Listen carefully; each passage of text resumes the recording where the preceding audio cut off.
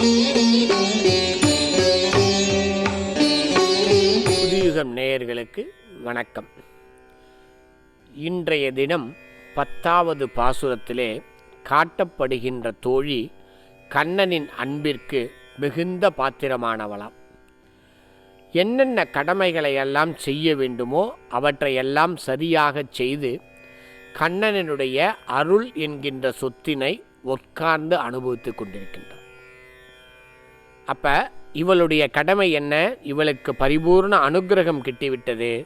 இவள் மற்ற தோழிமார்களுக்கெல்லாம் தலைமை தாங்கி எப்படி கண்ணனுடைய அருளினை அனுக்கிரகத்தை பெற வேண்டும் என்று வழிகாட்ட வேண்டியது இவளுடைய பொறுப்பு. இன்றைய பாசுரத்திலே அழகாக சொல்லுகின்றாள். அடுத்து கண்ணனுடைய அனுக்கிரகம் கிட்ட வேண்டுமானால் அதற்கு ஏற்ற பாத்திரமாக நம்மை எப்படி தயார் செய்து கொள்வது? பெரியவங்கள்லாம் சொல்லுவாங்க இல்லையா, பாத்திரம் அறிந்து பிச்சையிடுன்ட்டு. அப்போ ஒன்றை பெறுவதற்கு தகுதியானவராக நம்மை நாம் ஆக்கிக்கொள்ள வேண்டும். இப்போ பாருங்கள், ஒரு நல்ல மழை பெய்கின்றது. மழை பெய்கிறப்ப நம்ம என்ன பண்ணுறோம்? நல்ல ஒரு ரெயின் கோட் போட்டு முழுவதும் மறைச்சிக்கிட்டு அதுக்கு மேலே ஒரு கொடையும் பிடிச்சிட்டு போனால் நம் மீது எங்காவது நீர் படுமா? நீர் படாது. அதே போல தான் இந்த மார்கழி விரதம் இருக்கின்றேன், மார்கழி மாதம் காலையில் நான் கோவிலுக்கு போகிறேன்னு சொல்லி எழுந்து நல்லா ட்ரெஸ்ஸு மேக்கப்லாம் பண்ணிவிட்டு கோவிலில் போய் கையில் மொபைல் ஃபோனை வச்சு நோண்டிக்கிட்டு இருந்தால் நமக்கு இறைவனுடைய அருள் கிடைக்குமா? கருணை மழை பொழிய காத்து கொண்டிருக்கின்ற கண்ணனுடைய அருள் நம்மை நினைக்குமா? கொஞ்சம் யோசித்து பார்க்கணும். அப்போ அவனுடைய அருளை பெறுவதற்கு நாம் எப்படி தயாராக வேண்டும்? எனக்கு ஒரு வழக்கம் உண்டு. நான் போய் எப்பொழுதும் கோவிலில் தாயார் சன்னதியில் போய் சேவிக்கும்பொழுது நான் ஒன்றைத்தான் சொல்லி சேவிப்பேன். அம்மா, என்ன ஓட்ட பாத்திரமாக ஆக்கிடாத. ஏன்னா நீ எத்தனை கொடுத்தாலும் பாத்திரம் ஓட்டையாக இருந்தால் என்னால் அதை பெற்றுக்கொள்ள முடியாது. அந்த ஓட்டையை அடைத்து எனக்கு சரியான பாத்திரமாக என்னை ஆக்கு. அதாவது என்னிடம் இருக்கின்ற குறைகளை போக்கி நம்மை பற்றி உயர்வாக தாயார் எடுத்து சொன்னால்தான் அந்த பரந்தாமனின் அனுக்கிரகம் கிடைக்கும். அதைத்தான் இன்றைய பாசுரத்திலே நோன்பிருக்க கிளம்பாமல் இருக்கின்ற பெண்ணை பற்றி தாயாராகிய ஆண்டாள் உயர்வாக எடுத்து கண்ணனிடம் சொல்லுகின்றார். அப்படிப்பட்ட பாசுரமாக இன்று அமைகின்றது. நோற்று சுவர்க்கம் புகுகின்ற அம்மனாய். இந்த பாசுரத்தில் எங்கே இந்த பெண்ணை பற்றி உயர்வாக எடுத்து சொல்லுகின்றாள் என்றால், படுத்துக்கிட்டு இருக்கா, எழுந்து வல்ல, அந்த குறையெல்லாம் சொல்லாமல் அருங்கலமே என்று உயர்வான பாத்திரம் நீ எழுந்து வரணும்னு எடுத்து சொல்லுகின்றால். இந்த பாசுரத்தினுடைய உயிர் நாடியான வார்த்தை அருங்கலமே. நோற்றுனா நாம் என்னென்னலாம் செய்ய வேணும், செய்ய வேண்டிய கடமைகளை சரியாக செய்து முடித்துவிட்டு, அது மட்டுமல்ல அவற்றையும் சர்வம் கிருஷ்ணார்ப்பணம் என்று அந்த கண்ணனுக்கே அர்ப்பணம் செய்துவிட்டு அவன் நம்மை காப்பான் என்ற நம்பிக்கையுடன் இருக்க வேண்டுமாம். அப்படி இருந்தால் ஸ்வர்க்கம், அவர்கள் இருக்கும் இடத்திற்கு சொர்க்கம் ஓடி வரும். அப்போ சொர்க்கம்னா இங்கே இந்திரலோகம்னு எடுத்துக்கொள்ளக்கூடாது, வைகுண்ட பிராப்தி என்று எடுத்துக்கொள்ள வேண்டும். எப்படி குகன் எங்கே இருந்தானோ அந்த இடத்தை தேடி ராமன் ஓடி வந்தான். ஏன்னா ராமன் பேரில் அவ்வளவு அன்போடு இருந்தான். நாம் இறைவன் பேரில் அன்போடு இருந்தால் இறைவன் நம்மை தேடி வருவான். அப்போ நோற்று சுவக்கம் புகுகின்ற அம்மனாய் மாற்றமும் தாராரோ வாசல் திறவாதார். நீ இவ்வளவும் செய்து உன்னுடைய கடமைகளெல்லாம் முடித்துவிட்டு சொர்க்கத்திற்கே அதிபதியாக ஆகக்கூடிய வைகுண்ட பிராப்தியை உரிமையோடு கேட்டு பெறக்கூடியவளாக இருக்கின்றாயே, நீ வாசல் திறக்க மாட்டாயா?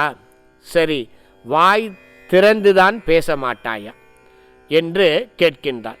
ஏன் வாய் திறந்து பேசாமல் இருக்கின்றாள்? சில நேரத்தில் நமக்கு சில இடங்களில் வாய் திறந்து பேச முடியாமல் இருக்கும்.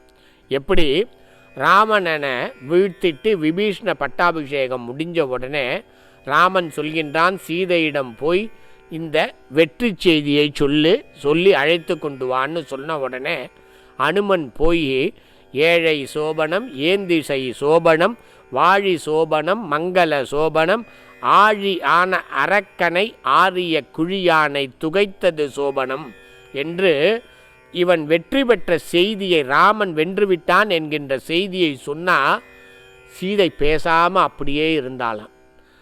உடனே அனுமனுக்கு ரொம்ப வருத்தமாகி போச்சு. என்னம்மா, நான் இப்படி ஒரு சந்தோஷமான செய்தியை சொல்கிறேன், நீ ஒன்றும் பேச மாட்டேங்கிறியே தாயே அப்படின்னு கேட்டப்ப, பா நீ முன்னாடி தூது வந்து என்னை சிறை மீட்பேன்னு சொன்னாய், இப்போ சிறை நீங்கியதுன்னு சோபனம் பாடுகின்றாய். நீ செய்த உதவிக்கு நான் என்ன சொல்லி உன்னிடம் பேசுவது? உனக்கு நான் என்ன செய்வது என்று தெரியாமல் திகைத்து நின்று பேச்சு வரவில்லை என்று சீதா பிராட்டி அனுமனிடம் சொல்லுகின்றாராம்.